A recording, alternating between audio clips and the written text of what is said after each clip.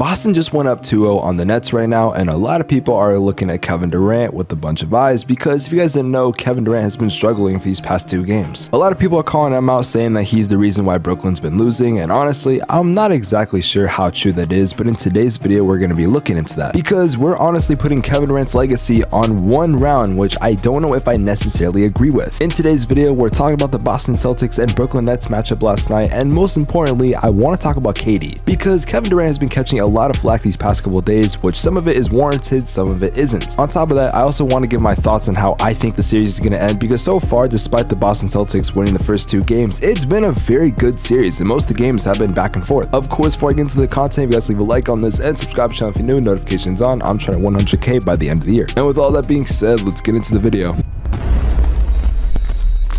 Today's video is brought to you by Manscaped.com, but we're going to talk about them later on in the video. So a stat that is being talked about yesterday, and this is the main reason why a lot of people were saying, oh, it's Kevin Durant's fault why they lost, is because KD went 0 for 10 in the clutch and had 4 turnovers. Right when the Nets needed him most, he folded like an omelet. And it's not like his fourth quarter as a whole was any good. He only had 6 points, which by the way, for context, Peyton Richard had 8 in the fourth quarter, so he did better than KD. Now, I would like to know that this is the second game in a row now where Kevin Durant has played visibly bad for the Brooklyn Nets. In game 1, he gave up the game-winning layup to Jason Tatum, and then the game after, he shit the bed. Now, there's an aspect that not a lot of people want to talk about. See, everyone is just saying, oh, Kevin Durant played bad, oh, Kevin Durant fraud, and all these things. However, what about the Celtics? The Celtics are currently the #1 defense in the league, which I talked about a couple days ago, so it's not like this team isn't good on defense. They've been running a defense to stop guys like Kevin Durant and Kyrie Irving, and honestly, it's been working. Sure, good offense can win you a game, but when good defense plays good offense, good defense is going to win 99% of the time. And even though Kevin Durant is one of the most lethal scorers in NBA history, it's just straight up good defense that there's nothing you can really do about it. Now, even though Kevin Durant played terrible, he still had 27 points, which isn't that bad, right? Until you figure out that he shot 4 of 17 from the field and that he took an astonishing 20 free throws, made 18 of them, and that's how he had 27. The motherfucker shot 20 free throws in one game and they still lost. The fact that the game was even close at one point, which by the way, the Celtics were down by 17, I believe, in the third quarter, is so crazy to me how the game was even that close. If I'm being honest, I don't think we're holding Kevin Durant to the same standard as we hold him to, say, a guy like LeBron James. If LeBron James was to shoot 0 for 10 in a playoff game, in a must-win game, I would say, Skip Bayless would literally be at the Undisputed Studio at 3 a.m. in the morning. But we don't hold Kevin Durant to that same standard. Yes, it was good defense, and I'm not gonna lie, the Celtics have fucking been clamping him. However, there's still room to blame Kevin Durant because he has played bad as a whole, and honestly, there's many things about his game that's been lacking in the series. For example, when you're trying to ISO every fucking play and they have that locked down. Also, can we stop trying to blame Steve Nash for his coaching? His coaching is fine. It's just the fact that Kevin Durant and Kyrie Irving are uncoachable. One of the reasons why I love Steve Nash being a coach for the Nets is because of his amazing basketball mind. He is a student of the game and he's very knowledgeable. That's why I was super excited to see him on Brooklyn. However, Brooklyn hasn't been utilizing him correctly. I know it's a trend when a team starts to struggle, we blame the coach, but we're not going to blame Steve Nash. This is not his fault. This is 100% on the fact that KD and Kyrie are currently struggling and just don't know how to work with their team. And also, we have to mention the fact that the Celtics have been dominant. You know you're playing bad when Skip Bayless walks off the set and can't defend you anymore. What?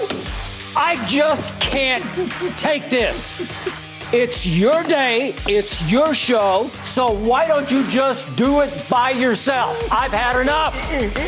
I'm out. But all jokes aside, we need to answer one of the biggest questions about this, and how is this going to affect LeBron's legacy? No, but seriously, how is this going to affect the series, and could the Nets possibly come back? Now, before I answer that question, let's hear a quick word from today's sponsor. Today's video is brought to you by Manscaped.com, the #1 brand for men's grooming and hygiene products. Now, for those of you that did not know, April was National Bald Testicular Cancer Awareness Month. Did you guys know that 1 man every hour every day is diagnosed with testicular cancer? In fact, testicular cancer is actually the most common form of cancer amongst men ages 15 and 35. And according to my YouTube demographic, that is the majority of you guys that watch my videos. The reason why I'm talking about this is because Manscaped is partnering with the Testicular Cancer Society to help those who are impacted by testicular cancer. During this month only, Manscaped is doing a special edition TCS Lawnmower 4.0. It's the same lawnmower or 4.0. However, number 1, it has a different type of packaging for testicular cancer, which by the way, there's only 10,000 of these being made and it's special edition, so after they're gone, they're gone. They're also going to be donating $50,000 to the Testicular Cancer Society. Now, if you guys do want to make a donation to this, go to testicularcancersociety.org and I'll put it in the link in the description below as well. By the way, if one of you guys show me that you donated, please send it to me so I can give you a personal thank you for supporting this cause. As always, if you want to discount your products, make sure you use code Spex for 20% off, and thank you so much to Manscaped for sponsoring this video. And guys, shave to save. With the Celtics being up 2-0, the question now remains, are they going to finish off the series? Is it going to be a sweep? Are they going to win in 5? Or could the Nets possibly come back? Now, a lot of people had Brooklyn actually winning this series, but I'm just going to be honest, I knew Boston was going to win the series. At least I'm still predicting that. Obviously, the series is not over. But a lot of people are surprised that Boston is actually doing this well, and I literally called it in my playoff prediction video. I said this series was similar to the Suns and Lakers when the Suns were a 2 seed, and even though they were technically the better team record-wise, and obviously you could just tell by looking at them, we doubted them because the Lakers had Anthony Davis and LeBron James. And if we look at this now, we had people saying, including Jay Williams, who's an NBA analyst, said, oh, you know, the Nets are going to win because they have KD and Kyrie. And while having 2 superstars definitely does help, it means nothing when your bench depth is almost non-existent. Kevin Durant and Kyrie Irving can't just carry the team for the whole series. They need some guys to step up, and that hasn't happened so far. I would also like to mention the fact that Robert Williams has still not played a single minute in this entire series. If Robert Williams was to play in Game 3 or Game 4, then I'm just going to be completely honest, the series is going to be over and Boston is going to probably sweep them. And a lot of people might be saying, oh, Robert Williams is not the deciding factor between them sweeping them and them having a close series. However, Robert Williams is their most important defender, and that's something that we need to talk about, because if Robert Williams is there to help with the interior scoring, then I promise you the Nets are going to struggle. Now, there's a rumor going around that Ben Simmons is going to be returning for Game 3 or 4. Some people are saying if Ben Simmons does come back, the Nets could really use them. However, I disagree with that, and it's not me saying Ben Simmons is a bad player, but when you throw someone that hasn't played basketball in what seems like damn near a year, who's been dealing with mental health issues and back problems, and you just throw him in the biggest games of your whole season, that is the worst situation you could do. If I'm being honest, you might as well just preserve Ben Simmons for next season so you know he's going to return. Because even if Brooklyn finds a way to somehow win this series, then they're not going to beat a team like the 76ers or even the Bucks. Now, with that being said, it's playoff basketball, so you never want to doubt anyone. Steve Nash could make some adjustments, and the Celtics defense that they've been running could be non-existent and could mean little to nothing. Ben Simmons could come back and make us all look stupid, and he could play like the prime Ben Simmons that we saw make some all-star teams. Jason Tatum and Jaylen Brown could start struggling. In the NBA playoffs, you really have no idea what's going to happen. But I think there's one thing for certain that we can all agree on, and that's if Kevin Durant does not pick it up and he doesn't start being able to score the basketball or just straight up be a positive for his team, this series that was supposed to be the best series of the first round is going to be over faster than it should have been.